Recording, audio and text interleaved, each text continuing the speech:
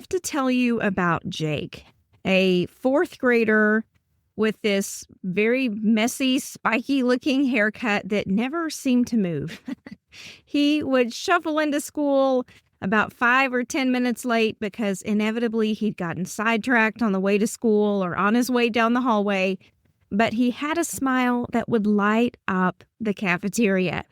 The classroom or the office where Jake was always felt too small when he was in it because he had this energy that just filled every single corner. He had the kind of personality that made teachers smile until he saw a classmate's new sneakers or their new backpack and just had to touch them. Or he heard a fire truck and shouted, "My dad's a firefighter," in the middle of a spelling test. His brain and his body were just always 3 steps ahead of his self-control. Have you ever had a student like Jake? I did what any by-the-book school counselor would do. I put him on check-in, check-out, CICO. I followed every step exactly. Built the morning relationship. I had a cool folder with a point sheet inside. We collected perfect data. And I really thought that I was the poster child for evidence-based practice. Every morning, Jake would bounce out to greet me in the hallway with that spiky hair, and we would set goals for the day, and I sent him off thinking that we were building something amazing and meaningful. But after we'd done this for a few weeks, I pulled the data. I started looking at the data trends, and I froze. I had the sickest feeling in my stomach. I can still remember it because I started to realize that I had been completely wrong. Jake had more behavioral incidents on the days that we checked in than the days that we didn't. And his best days had been the mornings when a crisis kept me from seeing him at all. And I started to wonder, what if the most celebrated and recommended Tier 2 behavior intervention in schools was actually making some kids worse? Hey, school counselor, welcome back. In this episode of our GRADED series, we're digging into one of the most widely recommended Tier 2 behavior interventions in schools. Check in, check out. It's supposed to build connection, improve behavior, and give us usable data. But does it actually help, or can it backfire for some students and make the problem worse? I'll share what research really says, the critical detail most trainings leave out, and how to decide when CICO is the right move and when it's not. So if you're ready for some straight talk, my friend, some clarity on your work, and a little bit of rebellion, you're going to be in the right place. I'm Steph Johnson, and this is the School for School Counselors podcast. My confusing data sent me on some late night research binges, and you can imagine me sitting up at 11 o'clock with my laptop, reading every check-in, check-out study I could find, and trying to understand how I could follow all the steps perfectly, and it still end up so wrong. Here's what finally stood out. There were plenty of positives about this approach. Multiple studies by researchers like Hawken and colleagues show that check-in, check-out can cut office referrals, improve behavior, and boost engagement. Teachers generally love it. And in that massive study of over 441 schools, over 70% hit fidelity benchmarks, supporting about 10% of their students, and 80% of those students met their daily point goals.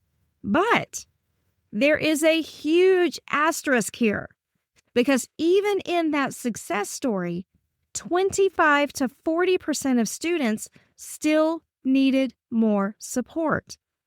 And in one RTI study by Fairbanks with second graders, only about half improved on check-in, check-out.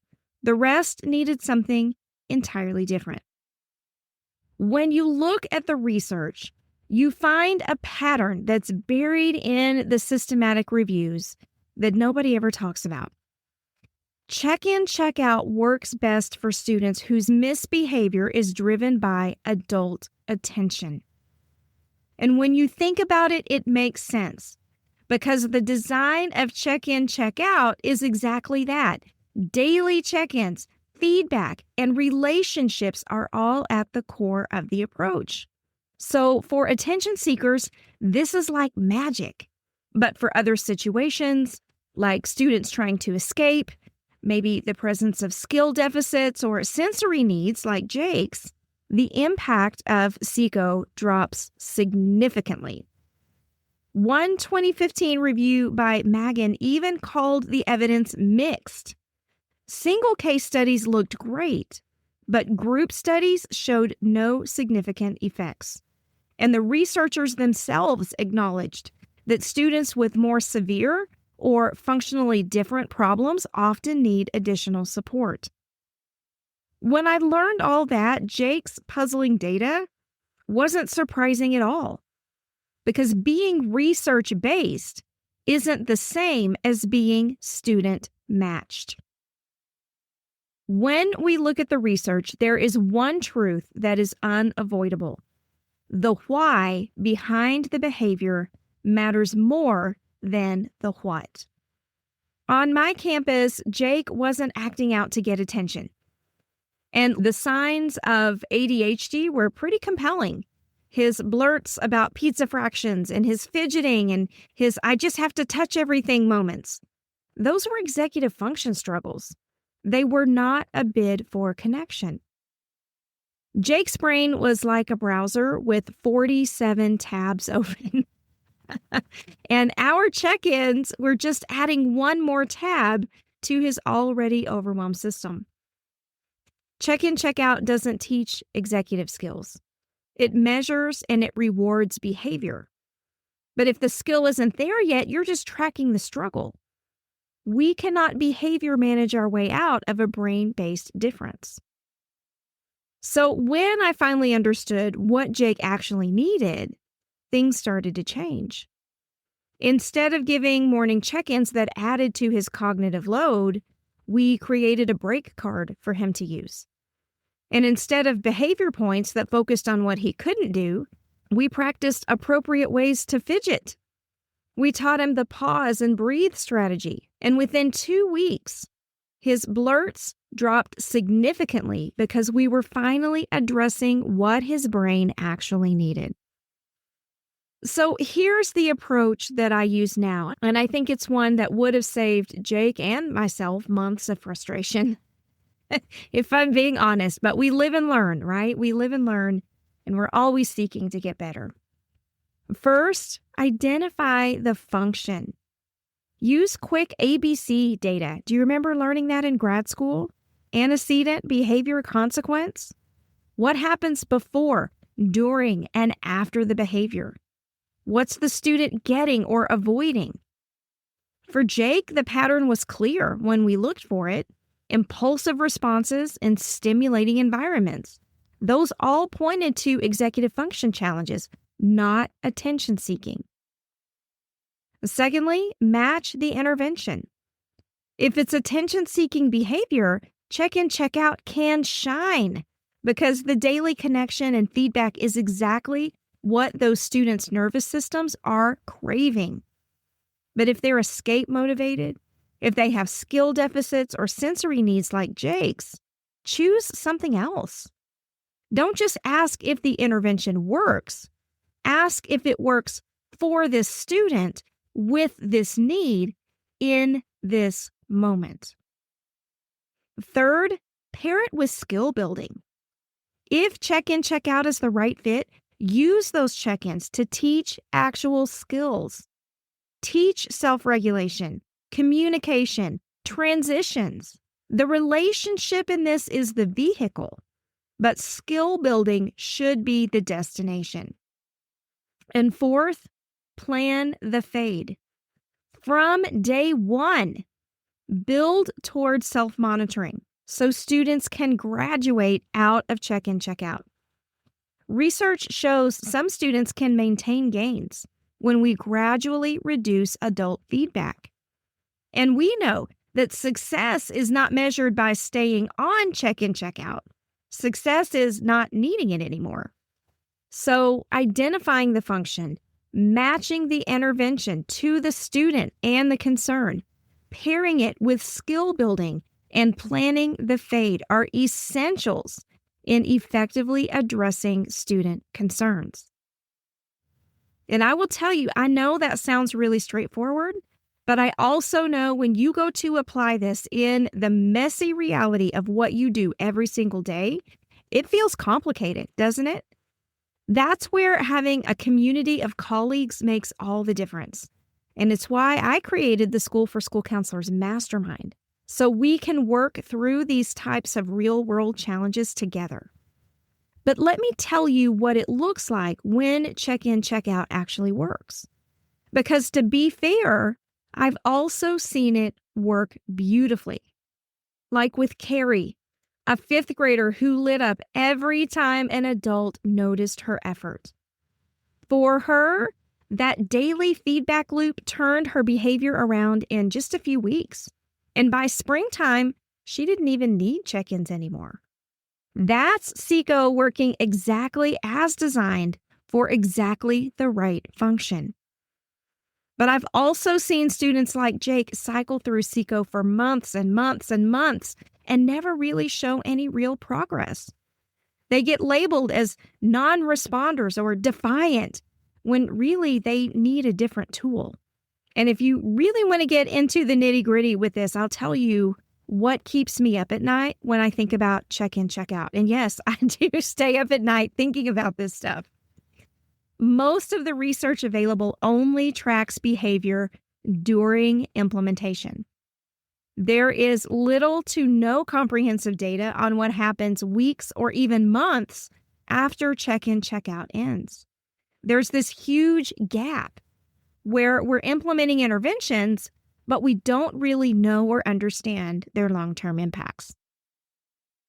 You know, my situation with Jake taught me 3 truths that I now carry into every behavior plan.